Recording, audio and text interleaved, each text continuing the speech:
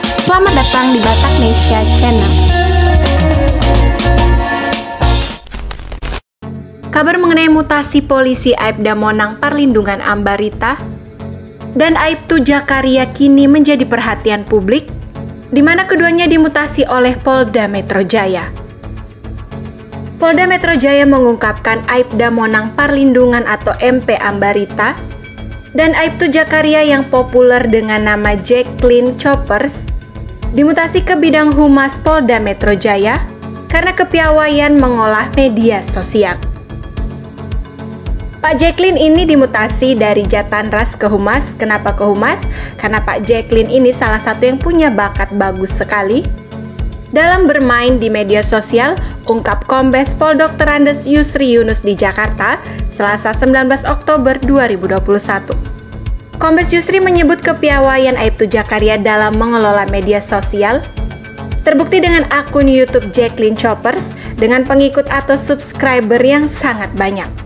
Beliau senang di medsos, kebetulan pengelola medsos di Polda Metro Jaya ini adalah Humas.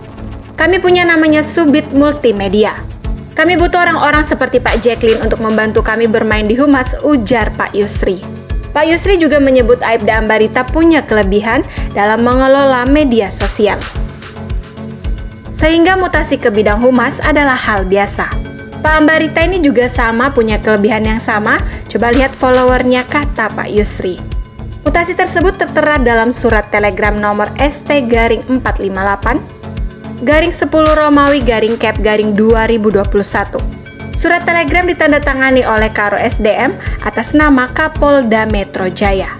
Surat telegram tersebut berisi perintah mutasi terhadap Aibtu Jakaria dari jabatan sebelumnya sebagai Bintara Unit atau Banit 9 Unit 2, Subdit 4 Ditreskrimum Polda Metro Jaya, menjadi Bintara Bidang Humas Polda Metro Jaya. Surat tersebut juga memerintahkan mutasi Aibda Monang Parlindungan Ambarita dari Banit 51 Unit Dalmas Satuan Sabhara, Polres Metro Jakarta Timur menjadi Bintara Bidang Humas Polda Metro Jaya.